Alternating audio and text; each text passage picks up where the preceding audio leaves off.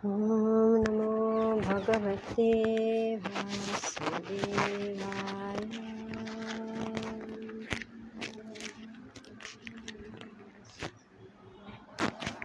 ॐ नमो भगवते वासुदेवाय।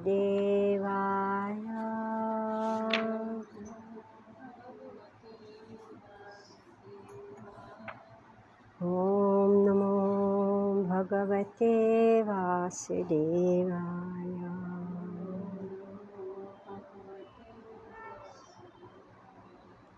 नारायणं नमस्कृत्य नरं चैव नरोत्तमं देवीं सरस्वतीं व्यासं ततो जयमुदीरयेत्। नष्टप्रायेषु अभद्रेषु नित्यं भागवतसेवया भगवती उत्तमा श्लोके भक्तिर्भवति नैष्टिकी। ॐ ज्ञानातिमिरान्धस्य ज्ञानाञ्जनशलाकया चक्षुरुन्मीलितं येन तस्मै श्रीगुरुवे नमः। श्रीचैतन्यमनोभीष्टं स्थापितं येन भूतले स्वयं रूपा कदा मह्यं ददाति स्वापदान्तिकं। वन्देऽहं श्रीगुरो श्रीयुतपदकमलं श्रीगुरुं वैष्णवांश्च श्रीरूपं साग्रजातं सहगणरघुनाथं वितं तं सजीवं साद्वैतं सावधूतं परिजनसहितं कृष्णचैतन्यदेवं श्रीराधा कृष्णपदान् सहगणा ललिता श्रीविशाखान्वितंश्च। हे कृष्णा करुणा सिन्धो दीनबन्धो जगत्पते गोपेश गोपिकान्त राधाकान्त नमस्तुते। तप्तकाञ्चन गौराङ्गी राधे वृन्दावनेश्वरी वृषभानुसुते देवी प्रणमामि हरिप्रिये। वाञ्छकल्पतरुभ्यश्च कृपा सिन्धुभ्य एव च पतितानां पावनेभ्यो वैष्णवेभ्यो नमो नमः। जय श्री कृष्ण चैतन्य प्रभु नित्यानंद श्री अद्वैत गदाधर श्रीवासदि गौर भक्तवृंद। हरे कृष्णा कृष्ण कृष्ण हरे हरे, हरे राम राम राम हरे हरे। नमो विष्णुपदाय कृष्णविद्यालय प्रभुपाद प्रिय श्री गिरिराजाय स्वामी सुभक्तरास बिहारी ब्रह्मचर्य नमो विष्णुपदाय कृष्णविद्यालय श्रीमते भक्तिवेदांत स्वामी की नामे। नमस्ते सारस्वती देवी गौरवाणी प्रचारिणे निर्विशेष शून्यवादी पाश्चात्यादेशतारिणे मुखं करोति वाचालं पंगुं लंघयते गिरिं यत्कृपातमहं वन्दे श्रीगुरु दीनतारिणं। हरे Krishna. So we are reading from Srimad Bhagavatam, Canto 6, Chapter 15. So we will just read. We'll just read. Basically, that's what we are doing. And it's a lot of, it's just reinforcement of what we already know. Bhagavatam is very powerful. See, we want to complete as much as possible. So I hope you're reading at home and then we are coming and reading again. In this chapter, oh, we started already? Yeah, in the translation so that I will see. Just the translation. Oh, Shri Shukadev Goswami said, when King Chitraketu overcome my lamentation, lay like a dead body at the side of the dead body of his son, the two great sages, Narada and Angira, instructed him about spiritual consciousness as follows. O king, what relationship does the dead body for which you lament have for you? And what relationship do you have with him? You may say that you are now related as father and son, but do you think this relationship existed before? Does it truly exist now? Will it continue in the future? O king, as small particles of sand, we read all this? As small particles of sand sometimes come together and are sometimes separated due to the force of the waves, the living entities who have accepted material bodies sometimes come together and are sometimes separated by the force of time. When seeds are sown in the ground, they sometimes grow into plants and sometimes do not.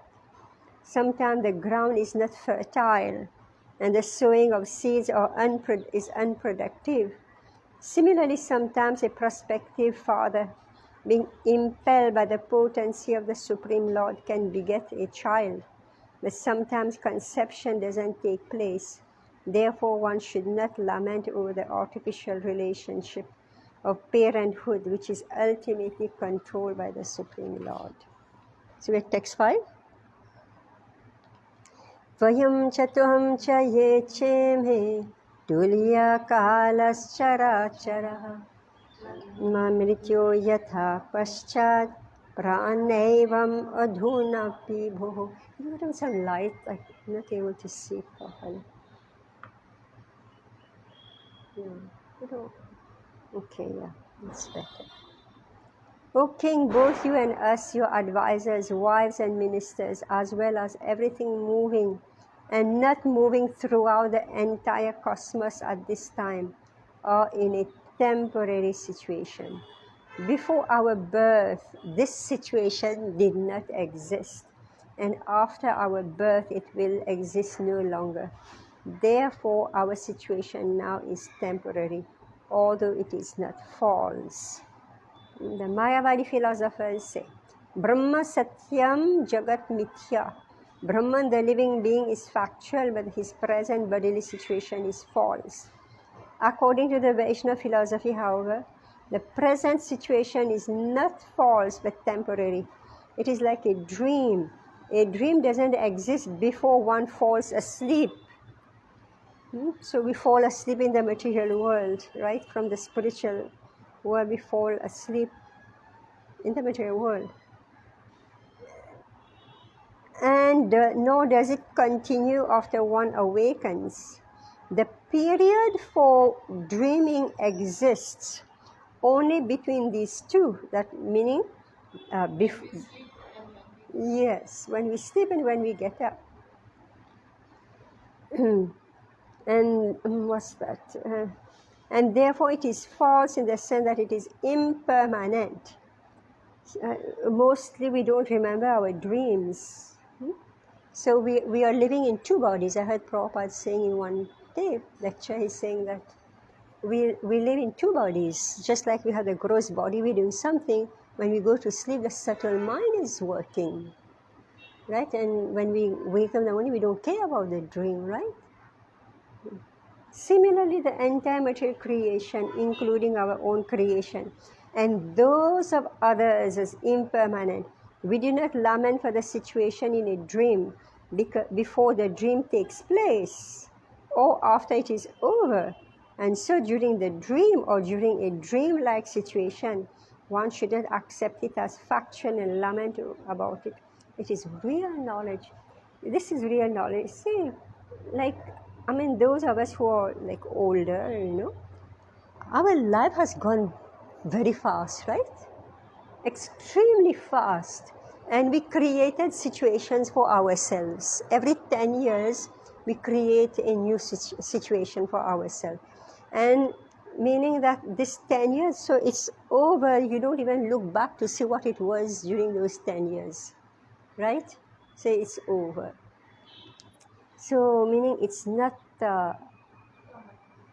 Yeah, so that's why I say it's all false. It's all false. It's not that it didn't exist, but it's like false. For all practical purposes, it's like false. Text 6. भूतेर्भूतानि भूतेशः शिजात्यवति हन्ति च आत्मा सृष्टे अस्वतन्त्रे अनपेक्षोऽपि बालवत्. The Supreme Person, Godhead, the Master and Proprietor of everything, is certainly not interested in the temporary cosmic manifestation. Nonetheless, just as a boy at the beach creates something in which he is not interested, the Lord, keeping everything under his control, causes creation, maintenance, and annihilation. He creates by engaging a father to beget a son. He maintains by engaging a government or king to see to the public's welfare. And he annihilates through agents for killing, such as snakes or maybe the war. Right? The agents for creation, maintenance, and annihilation have no independent potency, but because of the spell of the illusory energy, one thinks himself the creator, maintainer, and annihilator. I was seeing that documentary, so I don't know, during the World War, I don't know how many millions, hundreds of millions of people were killed. You know, just like if there is a natural disaster, we don't know how many. We are hearing everywhere. I just saw in the news in Bombay somewhere, a building collapsed, right? In the rain, so many were killed. These are all the agents of annihilation. So at one time, the Supreme Lord can kill millions. No one can independently create, maintain, or annihilate. Bhagavad Gita 3.27 therefore says, Prakrite kriyamanani gune karmani sarvashah ahankara vimudhatma kartaham iti manyate. The bewildered spirit soul, under the influence of the three modes of material nature, thinks himself the doer of activities that are in actuality carried out by nature.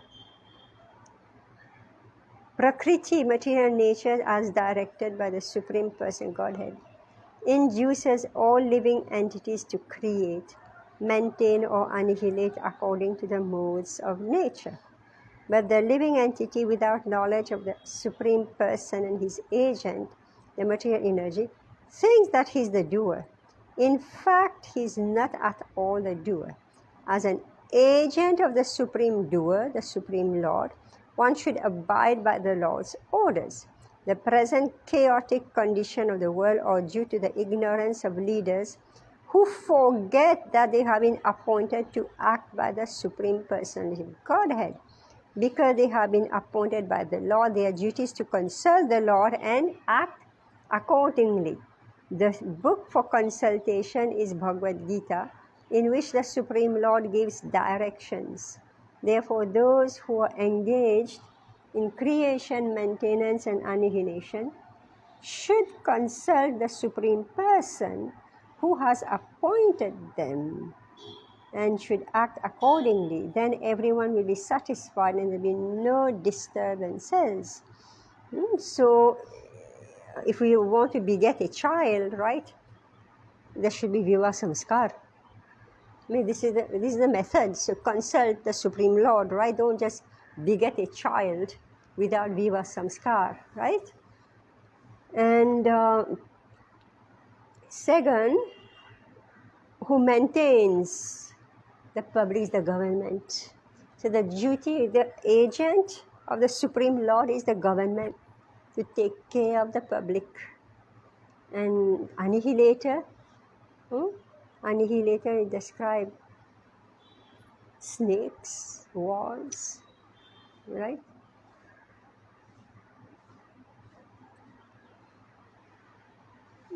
Text 7. Dehena dehino rajan deha deho bhijayate Bijadeva yatha bijam divyartha iva shasvataha.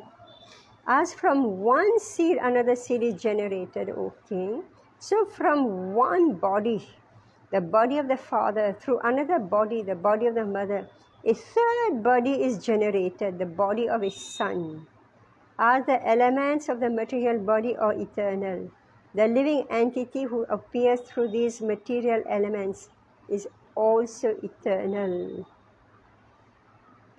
From Bhagavad Gita, we understand that there are two energies, namely, so you stop me if you don't understand something. I'm just reading. From Bhagavad Gita, we understand that there are two energies, namely the superior energy and inferior energy. Inferior energy consists of 5 gross and 3 subtle material elements. The living entity who represents the superior energy appears in different types of bodies through elements by the manipulation or supervision of the material energy. And so that's how we take birth, right? What time, where, etc.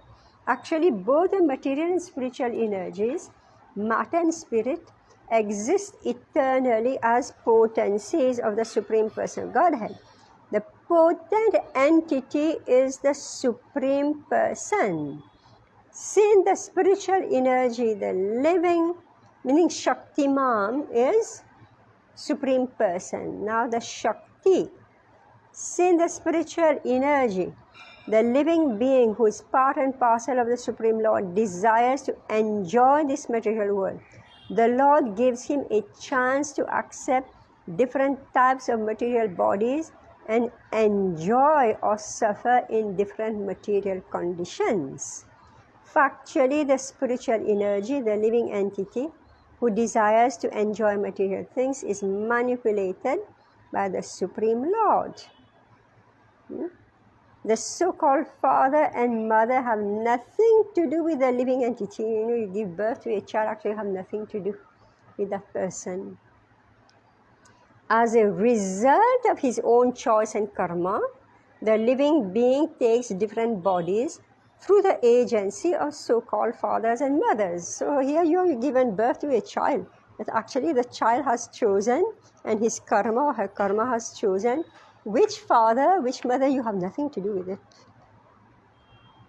But we read that what type of child will come in your home will depend on your own desire, right? On your own consciousness. So it's all combination and permutation, right? It's arranged. We read earlier what says? Manipulation and supervision of the material energy, like, I don't know, like those players, the sound players, they have all those buttons, which is, high, low, echo, and all that stuff, they pull, and then here you come, the perfect sound. Right? I think that's our astrological chart, right? It's all that play. Those 12 balls, right? 12 balls and, no, 9 balls, right? 9 balls and 12 houses. How is going to play around? And these nakshatras, right? Nakshatras. My God, what an instrument. It's a machine, right? It's a machine. And so this is the material machine, and the soul is put in that machine. It's terrible. Deha dehi vibhagoyam avveveka kritah pura jati vyakti vibhagoyam yatha vastuni kalpitaha. Avivek. You got cold. Divisions of generalization and specification. Vibhaga.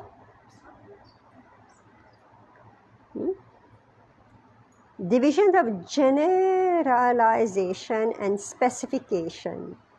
such as nationality and individuality. You know, like we're all Indians or we're all Chinese, one, all this one, that one. This is like general. But then within there are individuals. One name, Indians, but individuals, right? Oh my God. So they are the imaginations of persons who are not advanced in knowledge. So let's read this now. Actually, there are two energies, material and spiritual. Both of them are ever existing because they are emanation from the eternal truth, the Supreme Lord, meaning both matter and spirit, they are eternal. Why? They're coming from Krishna. Because the individual soul, the individual living entity, has desired to act in forgetfulness of his original identity since time immemorial, he is accepting different positions in material bodies and being designated according to many divisions of nationality, community, society, species, and so on. We'll switch off this fan? No? We can switch it off right now. I think there's some air.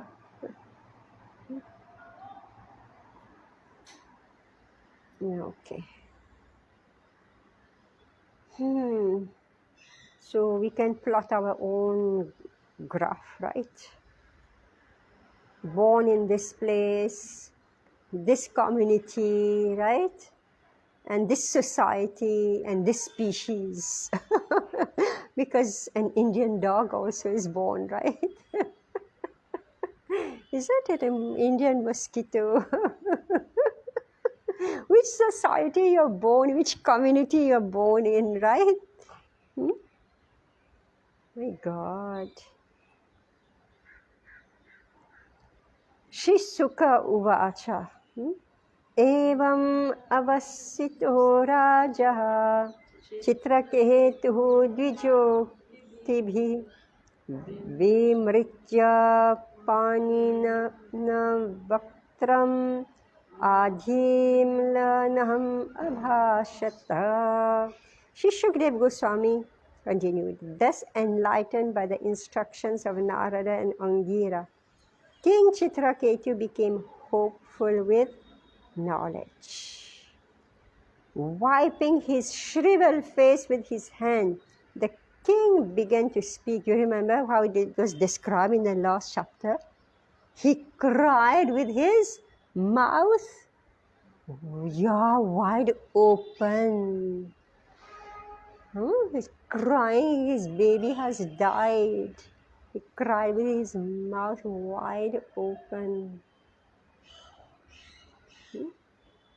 So we say that Shudras, they lament over losses, right?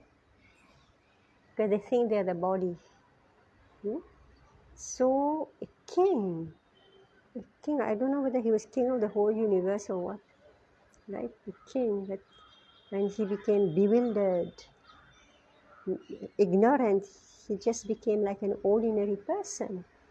But because he was not ordinary, therefore the great sages came at his doorstep. Angira Muni and Narad Muni came, right? So the devotees, they're moving around. It's going to be explained now. So you are lamenting. Whatever I'm hearing now, all news, whatever interview, those podcasts, everything, there's only one thing that is going on. People are lamenting. They're so disturbed by everything. So therefore, our Srimad Bhagavatam is the solace. So those who don't know about Srimad Bhagavatam, actually Bhadra Purnima now, see how we are learning, right? I hope all of us are distributing. Amrita, we have to distribute Bhagavatam to your new neighbors, right? Shri Shukadev Goswami continued, thus enlightened by the instructions of Narada and Angira, King Chitraketu became hopeful with knowledge. So knowledge makes one hopeful. See, this knowledge is like this. You know. You already know. It's not that you don't know. But somebody has been merciful to you and remind you of what you know. Right? Because this jeev gets covered. You know, that like they say there's eclipse. Like they say eclipse meaning the mind or the sun. They're luminaries, right? They're very bright. I think the mind is this, the moon is the soul, it's the mind, and sun is the soul. But when Rahu Ketu come in between, they make you forget everything. Right? They make you forget everything. Therefore, you need somebody outside of yourself, right? Who will come to remind you of what it is. This is called mercy. And when they come, they remove. And you understand, right? You actually understand what it is. So this is the value of this Bhagavatam. Like I said, this is so easy, we know it, everything we know A to Z, right? But actually, if today we are reading this section, it's because we need it. Did you notice that? Right? It's because we need it. So it comes right time. So he wiped his shriveled face. Vemrija, you know, like Krishna, he wipes his,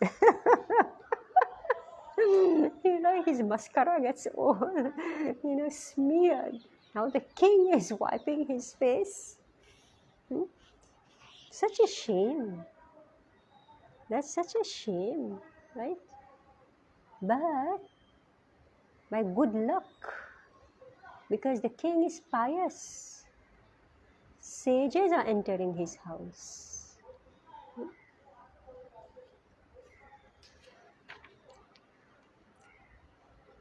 Shri Rajo Vacha Kayuvam Jnana Sampanno Mahishto Cha Mahiyasam Abadhutena Veshena Buddhaviha Samagataho. King Chitraketu said, you have both come here dressed like Avadhut, liberated person, just to cover your identities. But I see that of all men, you are the most elevated in Vaishnavas, the most dear servants of Krishna, sometimes dressed like madmen, just to benefit materialists like us, who are always attached to sense gratification, and to dissipate our ignorance. These Vaishnavas wander on the surface of the globe according to their desire. Asuri Sapatanjali Rishir Veda Shirodhamyo Muni Pancha Shikhastatha Hiranyanabha Koshalya Shutadeva Devala Asita Apantaratama Vyasa Markandeya Gautama Vashishta Bhagavan Parasurama Kapila Shukadev Durvasa Yagyavalkya Jatukarna and Aruni. Others are Romasha, Chavana, Dattatreya, Asuri, Patanjali. The great, all these sages are looking after us. Purport. The word Jnana Hetava is very significant because great personalities like those listed in these verses wander on the surface of the globe not to mislead the populace but to distribute Shritaha. Those miscreants who are grossly foolish, lowest among mankind, whose knowledge is stolen by illusion, and who partake of the atheistic nature of demons, do not surrender unto me. Thinks that there is no separate existence of the body and soul, and therefore no need of self-realization. But that is not a fact. Therefore, all the Brahmanas listed here, being devotees, travel all over the world to awaken Krishna consciousness in the hearts of such foolish materialists. The acharyas mentioned in these verses are described in the Mahabharata. So, see, they're described in the Mahabharata. The word Panchashikha is also important. One who is liberated from the conceptions of Anamai, Pranamai, Manomai, Vijnanamai, and Anandamai, and who is perfectly aware of the subtle coverings of the soul is called Panchashikha. According to the statements of the Mahabharata Shanti Parva, chapters 218 to 219, an Acharya named Panchashikha took birth in the family of Maharaj Janak, the ruler of Mithila. The Shankaracharya philosophers accept Panchashikhacharya as one of them. Real knowledge pertains to the living being. Magnasya Jnana-dipa udiryatam. Because you are great personalities, you can give me real knowledge. I'm as foolish as a village animal, like a pig. Gramya push of knowledge to save me. So we said the Indian dog and the Indian human being, right? Nationality, community, you're among the brown dogs, or you're among the black dogs, or you're the white dogs, right? Which jati are you from? Yes, so this is the way to receive knowledge. One must submit here. Alright, so there's a qualification here. One who is actually eager to receive knowledge, to eradicate the darkness of ignorance, is eligible to approach a guru or spiritual master. The guru should not be approached for material benefits. One should not approach a guru just to cure some disease or receive some miraculous benefits. This is not the way to approach the guru. Tad vijnanartham. One should approach the guru to understand the transcendental science of spiritual life.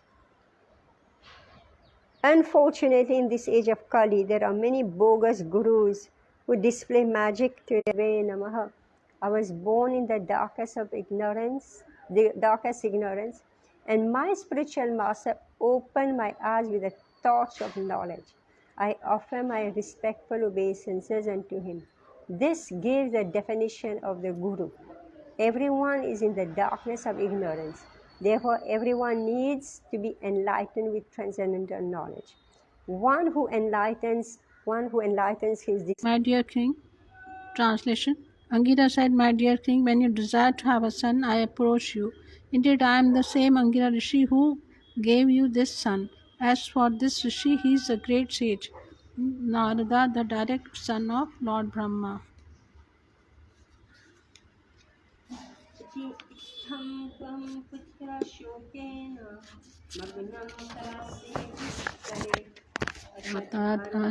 Loss of something material is unsuitable for a person like you.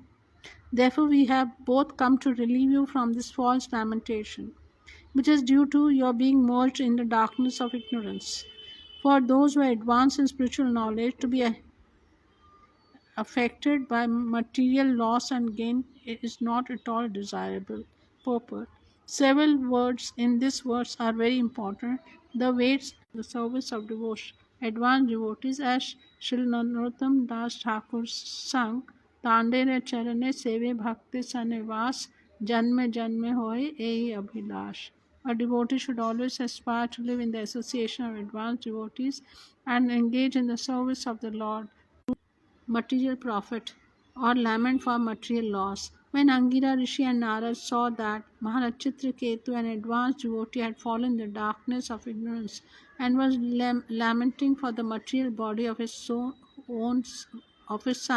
by their causeless mercy, they Brahmane Devaye, which offers obeisance unto the Lord because he is served by the devotees. Therefore, this verse states Brahmane Bhagavad Bhakto na avasaditam arasi. This is a symptom of an advanced devotee. Brahma Bhuta Prasannatma, for a devotee's advanced self-realized soul. There is no cause for material jubilation or lamentation. He is always transcendental to conditional life.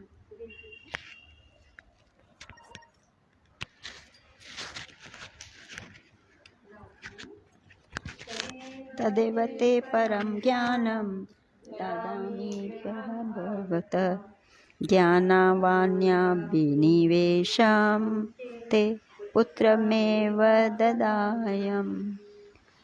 Translation: When I first came to your home, I could have given you the supreme transcendental knowledge, but when I saw that your mind was absorbed in material things, I gave you only a son, who caused you jubilation and lamentation. Tu mana putranam papo bhavatevanyabhuyate evam daragirarayo vivedeshava sampada shabdadadyascha vishaya shanklajya vibhutaya mahirajyam. Owner of the state of Surasena, one's wife, his house, the opulence of his kingdom, and his various other opulences and objects of sense perceptions are all the same in that they are temporary. One's kingdom, military power, treasury, servants, ministers, friends, and relatives are all causes of fear, illusion, lamentation, and distress. They are like a Gandharva Nagara, a non-existent palace that one imagines to exist in the forest. Because they are impermanent, they are no better than illusions, dreams, and mental concoctions. Purport. This verse describes the entanglement of material existence. In material existence, the living and accept another. The next situation may be unfavorable, but even it is favorable, one must give it up, and again accept another body. In this way, one's tribulation in material existence continues. A sane man should be. These visible objects like wife, children, and property are like dreams and mental concoctions. Actually, what we see has no permanent existence. It is sometimes seen and sometimes not. Only because of our past actions do we create such mental concoctions, and because of these concoctions, we perform further activities. Purport. Everything material is a mental concoction. Because it is sometimes visible and sometimes not. At night, when we dream of tigers and snakes, they are dana, vaivena, dishmanaya, swapnadi bhage sati na, dishtante tad evam, dharadhyeva, vastatava, vastu bhutava, swapadnavo, vastu bhutava, cha sarva, manobhava, manovasana, jayantavan, manobhava. This is why we receive various bodies. According to our mental concoctions, we work in various ways, desiring various achievements, and by nature and the order of the Supreme Personality of Godhead, Karmana Deva Netrena, we get the advantages we desire. Thus, we become more and more involved with material concoctions. This is the reason for our According to our mental concoction, see, we have come to this material. We have come to this material world to enjoy material resources. And by mental concoction, we discover what? Right? All this karma that we talk about. Why do we, all the time, give me something new, discover something new, right? We are bored with this, we are bored with that. So create something else for me, right? Let's say, just think about it, desire. Say you can get it, and then Krishna says, yes, take. Right? He arranges for you to get it. Right? So achievers, the world, right? Such an important purport because the whole world is running like this. See now, devotees, we have quite limited things to do, right? We have quite limited things. We are not always running and making another plan to achieve this, to achieve this, to achieve this. So there are certain things that's very important for us. It is our chanting, it's our reading, it's our deity seva, and any other seva that we may be doing, right? The day we become bored with this, the day we become bored, we don't feel like chanting. Oh, I think I have to do my deity worship. I have to. It's no longer you do deho dravya jnana kriyamakaha dehino vividha klesha santapa krid udaritaha. The living entity in the bodily conception of life is absorbed in the body, which is a combination of the physical. Now, Prabhupada is going to explain this. In the 5th canto 5.5.4, while instructing his son Rishabdev said, asanapi kleshada asadeha. The body, although temporary, oh my God, the body, although temporary, is the cause of all the miseries of material existence. You know, this body is temporary, but it creates so much trouble. Right? As already discussed in the that's why people want to end this body, right? That's why they just say, just die now. This body, this mind is creating so much disturbance, right? Are based on what?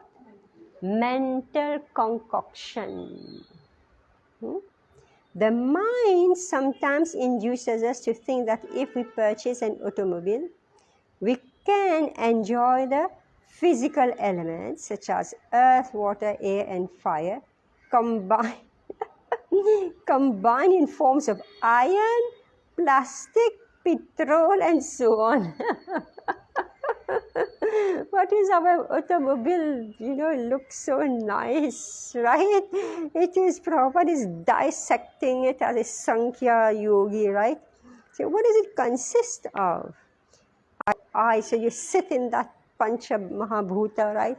Then your eyes must see where you're going, then the ears must hear, any horn, right?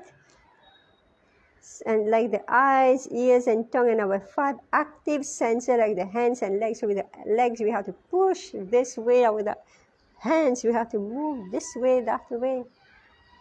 Right? Prabhupada is giving the example. Mind is the center, because the mind creates all these things. As soon as the material object is struck, however, the mind is affected and we suffer. For example, with the material elements, because matter is destructible, through the material condition, the living entity suffers. Otherwise, the living entity is detached from all material conditions. When one comes to the Brahman platform, the platform of spiritual life, fully understanding that he is a spiritual soul, Aham Brahmasmi, he is no longer affected by lamentation or hankering. As the Lord says in Bhagavad Gita 18.54, Brahma Bhuta Prasanatma Nashochati na Kangshati. One who is thus transcendentally situated at once realizes the Supreme Brahman and becomes fully joyful. He never laments nor desires to have anything. Elsewhere in Bhagavad Gita 15.7, the Lord says, Mama evamsha jiva loke jiva bhuta sanatanaha manashasthani indriyani prakriti sthani karshati. The living entities in this conditioned world are my eternal fragmental parts. Due to conditioned life, they're struggling very hard with the 6 senses, which include the mind. The living entity is actually part and parcel of the Supreme Person, Godhead, is unaffected by material conditions. But because the mind, manaha, is affected, the senses are affected, and the living being struggles for existence within this material world. All right, so now, so the living entity is actually part and parcel of the Supreme Person, Godhead, and is unaffected by material conditions, meaning, all right, the mind gets affected. And when the mind gets affected, the senses are affected. Right? So it's starting this way. Soul, from soul it's coming to mind. From mind is coming to senses. And then the living entity reacts. The jiv who's inside that body, he reacts. Mind, senses, and jiv.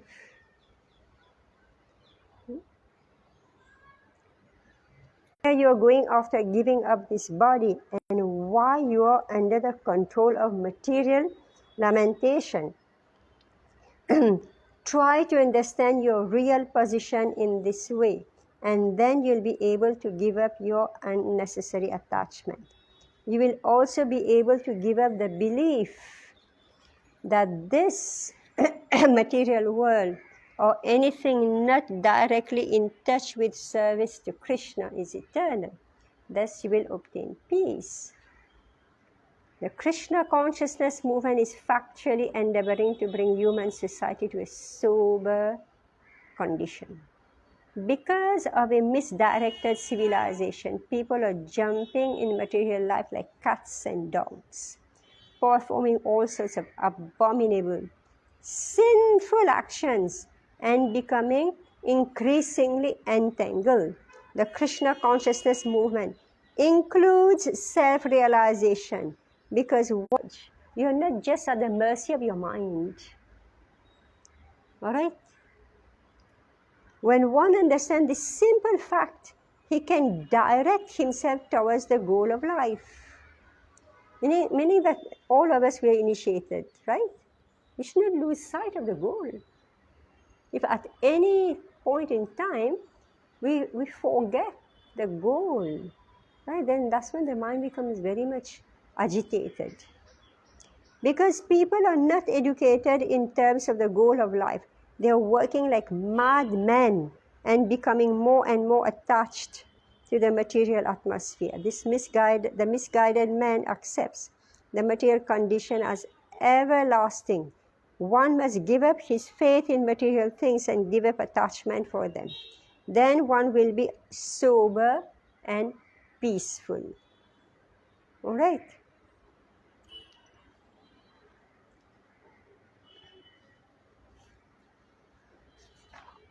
Okay, we finish this. Shri Narada Uvacha Etam Mantropanishadam Praticha Prayatuhum Mama Yam Dharayan Sapta Ratrat Drashta Sankarshanam Vibhum. The great sage Narada continued, My dear king, attentively receive from me a mantra which is most auspicious. After accepting it from me in 7 nights, you will be able to see the Lord face to face. Oh my God, I forgot.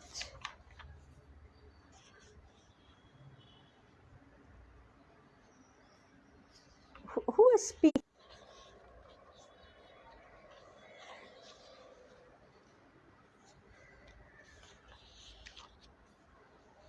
Oh, okay. Okay, it's only now that Narada is speaking. So before it was all Angira Muni who was speaking, and now Sri Narada, he is speaking. But he said that Sri Narada continued. So why continued? It should be Uvacha means said, not continued. Right? Sadyastadiham atulanadhikam mahitvam prapudbhavam api param na chirad upeti. My dear king, in former days, Lord suspense for next. Shukdev Goswami knows exactly where to stop, right? Thus end the Bhaktivedanta purpose of the 6th canto, 15th chapter of the Srimad Bhagavatam, entitled The Saints Narada and Angira Instruct King Chitraketu. Hare Krishna. That conversation we continued, not otherwise. Yeah, the great sage There's two meanings. Uvacha is said, Sri Narada Muni said. Anyway, I will go to my room and read what is the mantra.